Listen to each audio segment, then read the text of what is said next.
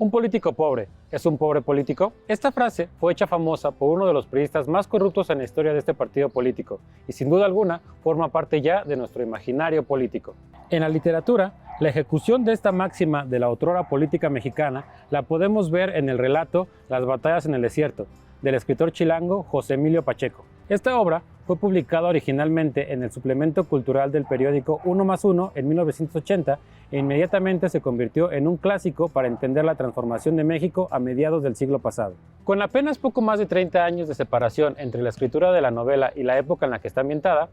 en ella se puede ver la crítica ante el nacimiento del cáncer más perjudicial para la vida pública de México: la colusión y corrupción entre la clase política y el sector empresarial. La historia de las batallas en el desierto es muy conocida. Un niño se enamora de la mamá de su mejor amigo. Durante el desarrollo de este amor imposible, los lectores somos testigos del México antiguo en el que se desenvuelve Carlos, el protagonista, y lo vemos narrado desde su perspectiva. Su familia es conservadora, de clase media, y se enfrenta a una crisis ante la llegada de muchas empresas estadounidenses que poco a poco comienzan a hacer quebrar a las medianas empresas nacionales. Estas empresas son solo la punta del iceberg de todos los cambios que se originaron con la llegada de los cachorros de la revolución al poder presidencial de México. El primero de estos cachorros fue Miguel Alemán Valdés, quien heredó la silla presidencial de Manuel Ávila Camacho,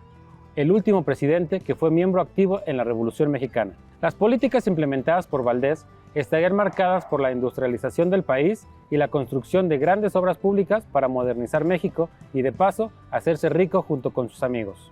En voz de Carlos, podemos ver cómo el entonces presidente inaugura múltiples obras por toda la Ciudad de México a la que obligan a los niños a presenciar. En la historia personal de nuestro protagonista, podemos leer cómo el gobierno es criticado por todos lados e incluso algunos se refieren al presidente y su gabinete como Alibaba y los 40 ladrones, ya que todos ellos crearon empresas propias en las que ganaban contratos por todas partes, permisos de importación, constructoras, autorizaciones para establecer filiales de compañías norteamericanas, reventa de leche en polvo hurtada a los desayunos gratuitos en las escuelas populares, falsificación de vacunas y medicinas, inmensas extensiones compradas a centavos por metro, semanas antes de que se anunciara la carretera o las obras de urbanización que elevarían 10,000 veces el valor de aquel suelo. Con el paso de los años, hemos podido constatar cómo todas estas historias escritas en la ficción resultaron ciertas, incluso en los gobiernos anteriores a este, donde el principal interés no era realizar políticas públicas para el beneficio de la mayoría, sino de aquellos políticos que tuvieran dinero suficiente para montar una empresa y adjudicarse todos los contratos con el gobierno.